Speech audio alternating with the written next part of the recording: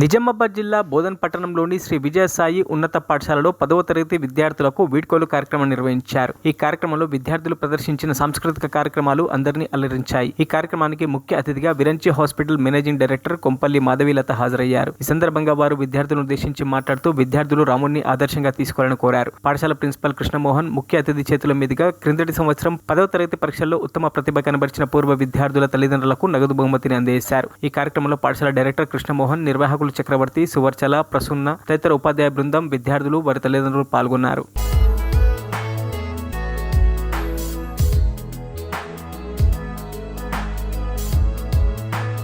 వార్షికోత్సవానికి ముఖ్య అతిథిగా వచ్చినటువంటి కొంపల్లి మాధురత గారికి మా హృదయపు ధన్యవాదాలు. ఎందుకంటే రాముడి యొక్క గొప్పతనం, రాముడి ద్వారా ప్రతి పిల్లవాడు ఏమి నేర్చుకోవాలి, చదువు రావాలంటే ఏమి మంచి లక్షణాలు నేర్చుకోవాలని చెప్పి రామాయణాన్ని బేస్ చేసుకొని మా విద్యార్థులతో చెప్పడం ఆవిడకి కృతజ్ఞతలు. మేము చిన్న స్కూల్ పేరులా కనిపించవచ్చు, కానీ నాకు మాత్రము పరమేశ్వరుడి ప్రేరేపణ లేదే ప్రపంచంలో ఏదీ జరగనంత శక్తి కనిపించింది ఇక్కడ.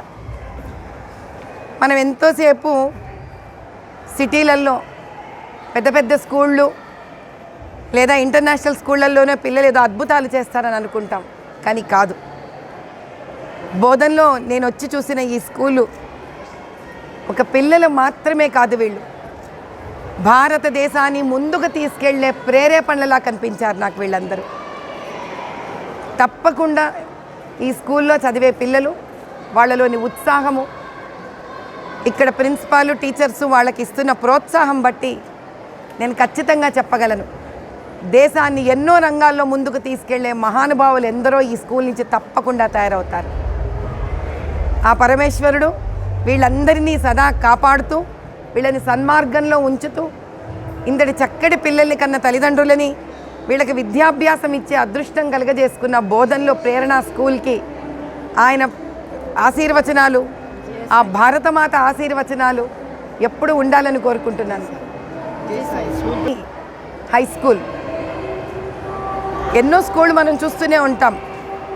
విద్య ఉన్న చోట భక్తి ఉండదు, భక్తి ఉన్న విద్య ఉండదు.